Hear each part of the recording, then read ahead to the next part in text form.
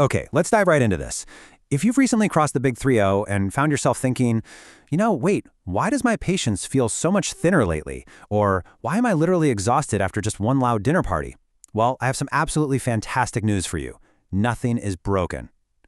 Welcome to today's Explainer, where we are going to completely reshape how you view your own brain. Because instead of this gloomy story of decline that we usually hear, we're going to look at the fascinating science of how the adult brain reorganizes itself. It's incredibly validating to just look at these common experiences.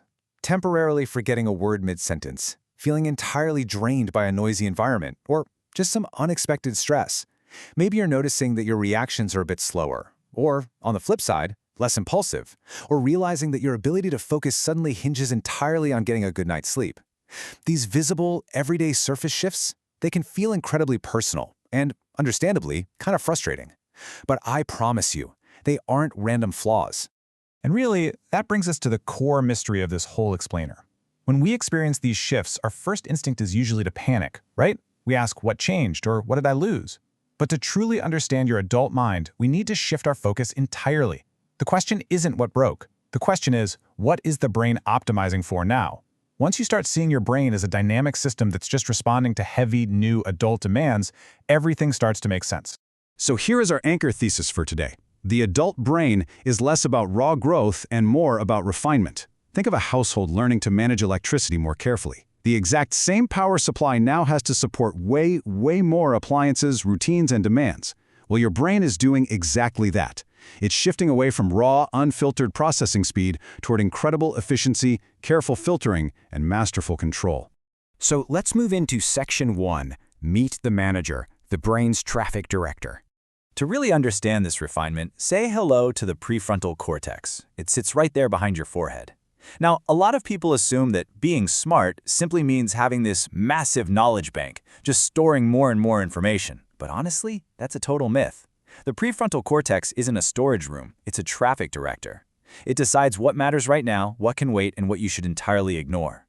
The real hallmark of adult intelligence isn't just knowing things, it's your ability to expertly manage information under pressure. And what exactly is this traffic director doing under all that pressure?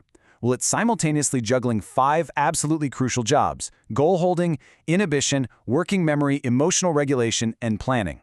Let's briefly walk through these so you can see exactly why your brain sometimes feels totally mentally overloaded. First up, goal holding. Think of this like keeping one vital browser tab open on your computer while 20 other tabs are just flashing and demanding your attention. Your brain doesn't just randomly produce thoughts. The prefrontal cortex actively chooses which thought gets to stay at the absolute front of your mind. So when you're tired or stressed, this attention system feels fragile simply because your control center has less energy to keep that one specific tab stable. Next is inhibition, and this brilliantly illustrates why we don't just act on every single impulse we have. Inhibition is like the brakes on a bicycle. Brakes don't exist to stop motion forever, right? They exist to make motion safe and actually usable in a crowded street. The prefrontal cortex adds a crucial gap, a little pause, between feeling something and acting on it, allowing you to weigh the consequences. Then we have a working memory. Imagine a small desk with limited physical space. This isn't where everything you know.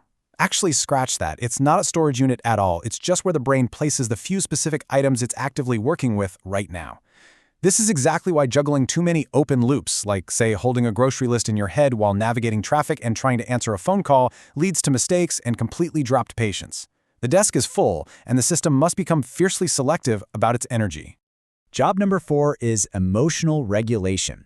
There's this persistent myth out there that the prefrontal cortex is this cold, purely rational brain that fights against emotion. No way. In reality, it's much more like a seasoned cook tasting a dish and carefully adjusting the spices. It doesn't erase your emotions, it interprets them, it gives them context, and brings your response into a nice balance based on the situation you're in. Finally, we have planning. This is the process of taking a vague future goal and assembling it like furniture from scattered parts, making sure absolutely everything is done in the correct sequence. It is complex pattern management. And here's the catch with this one.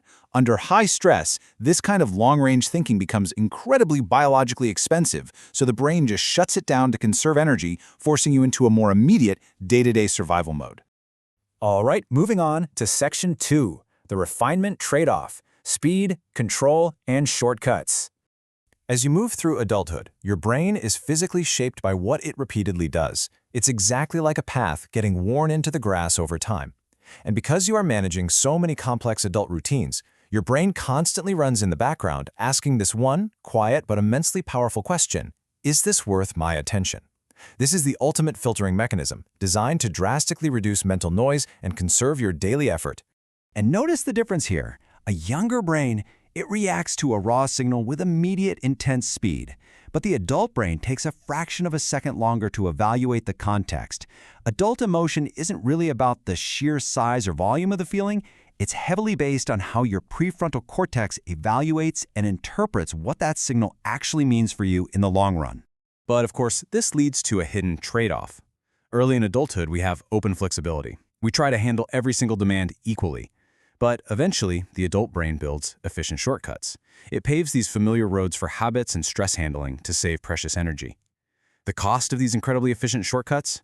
Well, we naturally become a little less tolerant of ambiguity, a bit more fixed in our ways, and for sure, much more sensitive to unexpected interruptions. Which brings us to Section 3, not decline, just reorganization, translating the symptoms. Let's translate these mechanisms into your everyday life, because this beautifully flips the script on what we typically call decline. Take a look at this. A slower response? That just means your brain is doing more vital checking before it commits to an action. Less spontaneity? That is simply your brain expertly filtering out what doesn't actually matter. Stronger habits?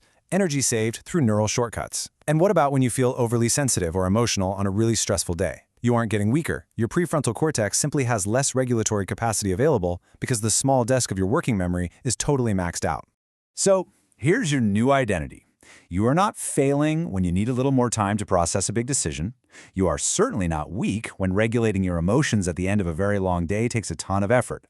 What you are seeing and living with every single day is a brilliant brain acting highly economically with its attention and energy. Understanding your brain as a system beautifully replaces those moments of daily panic with complete clarity. I want to leave you with this final, somewhat provocative thought. The next time you feel overwhelmed or distracted or unusually rigid about your routines, just stop. Instead of asking, "What is wrong with me?" ask yourself, "What is my system trying to optimize for right now?"